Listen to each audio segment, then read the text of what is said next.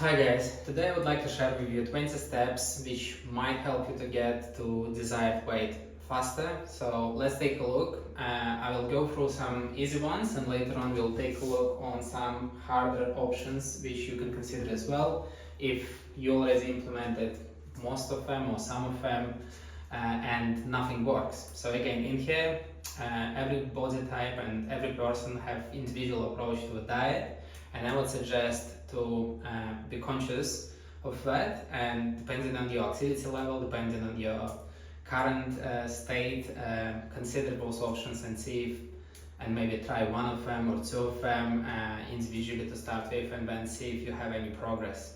If you don't have any progress and you would like to explore new options, then again introduce them potentially one by one and then see if you are improving and your body weight is going towards the weight you desire. So let's take a look at the first one.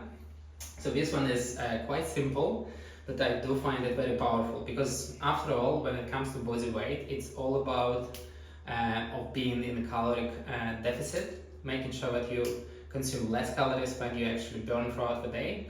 And when I say burn throughout the day, it's pretty much anything. It can be activity, it can be no activity, just to stay alive if you like, and do your daily activities. So in here, the very first one, reduce portion size by 25%. It's really, I would say, the easiest option you can introduce. You don't have to change your diet, you don't have to remove anything from your diet, and pretty much you stay with same activity level, same food you are eating throughout the week, and you just reduce the portion size. So this one, again, if you haven't done it yet, and I would strongly recommend to try it. The first reason behind it, because you won't feel massive difference to start with, but yet 25% potentially will lead you into the caloric deficit of around, I don't know, 300 to 500 calories. Again, just rough figures, but that should be enough in order to trigger the body weight loss. So in here, I've done it many times myself, worked really well, and I suggest to try it as well. The second one is very simple, it's just drinking more water. And in here, again, make sure when looking into water, you drink 2 to 3 liters throughout the day. I would say it's a healthy amount of water to drink throughout the day. And again, it's just a reason where you will feel full, more full throughout the day, and it helps the body to stay not as hungry if you like. Swap snacks for 1 or 2 fruits a day. Again, in here, with busy lifestyles, we tend to grab something, eat something, and we don't really keep track of it. We just grab some snacks and food as we go throughout the day, and sometimes we just don't account for a lot of calories coming from snacks. So whenever it comes to snacking, if you can swap it for being 1 or 2 fruits, great options would be apples, kiwis, grapefruits, any fruit you like, really. So give it a go.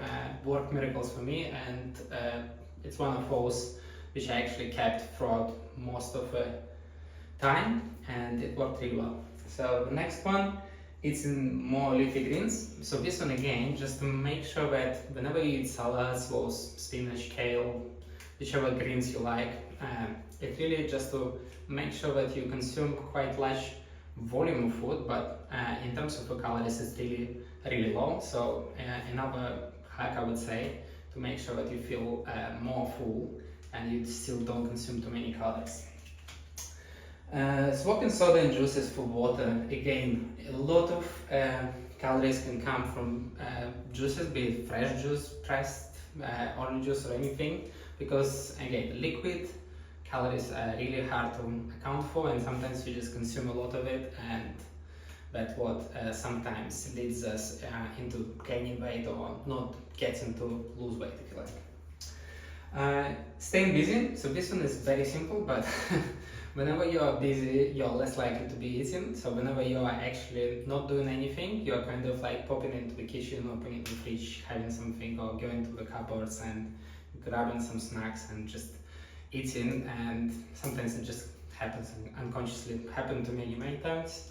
So I would definitely say whenever you're busy and you're exploring, you're going for, I don't know, hikes or doing a project or doing chores around the house or anything else, it's hard to do it in the same time while you're eating. So another hack to kind of help you to stay away from the food.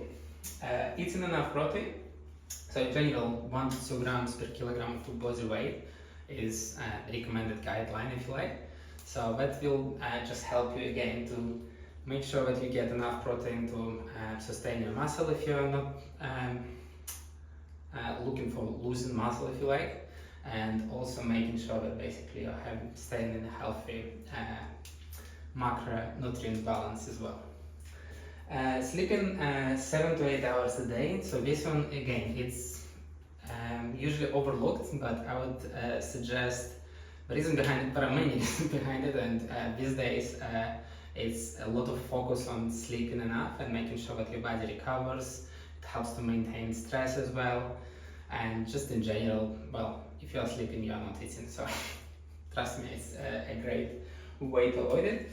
Add strength calisthenics training. Again, if you're not doing any activity at the moment, or if you're not doing any training, I would strongly recommend it for many reasons, not just burning extra calories, but I would say to make sure that you are staying healthy throughout life, and also it will generate, almost like start your mechanism inside of your body and will allow to burn calories, not just throughout the training, but also afterwards. Adding low intensity exercises daily. So in here, when we are talking about low intensity, it could be as simple as just going for a walk. It could be hikes during the weekend, so whenever you can afford. It could be cycling, it could be swimming, it could be any activity which is basically not triggering you to work too hard, but in the same time it kind of like generates that kind of fat burning machine inside of you. In general, I love walks, and I think it's an amazing way to finish the day as well as start it.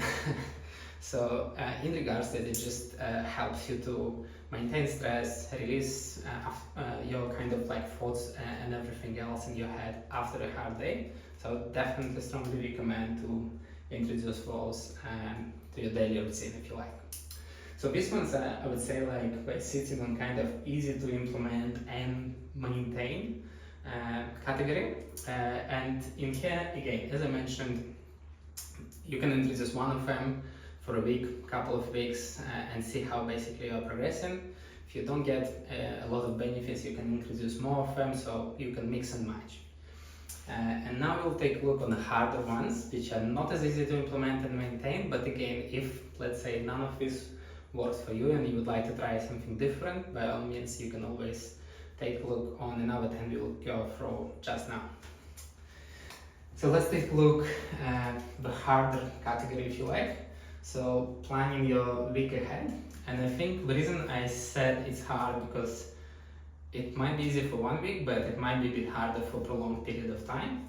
So in here, what I mean by that is planning when you're eating out, when you have celebrations, when you're going out, anything else. So that really will help you with making sure that if you have a celebration on the weekend and you don't want to just restrict yourself during the celebration and you would like to eat more during it, if you like, then you can potentially consider and reduce the amount of calories you consume throughout the week before the actual event.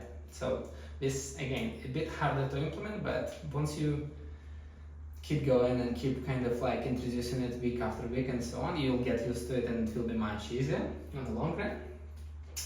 Meal prep for a week. So again, in here, because if you're doing a meal prep, you know exactly what you're eating, and if let's say you attempted and done the meal prep 1 week, you haven't lost any weight or you gained some weight, at least you have a measure point where you know, okay, well, potentially I need to reduce portion size and I need to use different ingredients when I'm cooking and use less high calorie ingredients or something else. But again, it's really helpful in long run to do a meal prep, and especially if you can cook at home. Intermittent fasting, I would say on this one, be careful, give it a go. Works miracles for some people, doesn't work for other people. So in here you need to be, again, you don't want to be in a dark place when you're doing it, where you're suffering and still doing it because it's hard to maintain it for a long time. But for example, for myself, I've tried several times to do intermittent fasting where I would skip breakfast and it would be relatively easy for me. And I would do it maybe 3 days a week, not necessarily like doing like 7 days a week and so on. So sometimes I think it's a good idea, but again, try it for yourself, see if it works. There are plenty of options how to do it correctly and what to be aware of. So again, another option if you'd like to use it. Reducing high caloric foods. So in regards to high caloric foods, it's really sweets, oils, butters, junk foods and so on. So really in here, what we are looking at, let's say 100 grams of chocolate, regardless what type of chocolate it is, it's probably going to be around 500 calories. So it's really easy to finish with 100 grams of chocolate and have another 100, and you already have 1000 calories just within minutes. So really, it's not necessarily removing it completely, but understanding where in your meal plans and in your daily or weekly plan it is sitting. So again, myself, it's the hardest for me to be honest, because I do like breads and I do like sweets and stuff like that. So for me, it's really make or break usually. So if I can maintain it and when I'm losing weight, if I cannot, then it's really hard to outwork it. So really, that's a big one for me. Counting calories in and out. So there are plenty of apps which are helping you to do it, but it is very, very detailed. So I would say like, depends on what you're doing. So a lot of bodybuilders will do it, a lot of people who are working hard in the gym, preparing for competition are doing it. So, or someone is doing it for them, if you like. But in here, I've done it myself several times. It worked really well for a short period of time. So if I would do a fast, like just shredding or something, and trying to lose body fat, it would work really well, but in the same time it is quite time consuming, so you need to consider it as well if you're able to do it. One great benefit out of it, once you've done it for a relatively good period of time, you will actually be able to figure out roughly how many calories in each meal is there, in each product you are buying in the shop as well, and so on. So really there are good benefits to doing it once in a while, but in here you don't want to go crazy about it and count it and kind of stick to it. Very, very challenging to keep it throughout the whole life. So really, I would say one of options, good to try, but maybe not the top of the list, I would say. Adding high intensity interval training. So again, this one also I would say like really hard. Myself, I did not get into it too many times, and the reason behind it because it just too high risk of injury. Unless you're already doing a lot of high intensity exercises or you're doing some sort of high intensity interval training already, you have to be very, very careful. So not recommend to do it because it just, you're prone to injury, and that's the last thing we want to do. So in here, if you're relatively active, you're doing something similar already, then by all means yes. Let's say if you're running and you're in good condition, sprints or interval trainings are very good.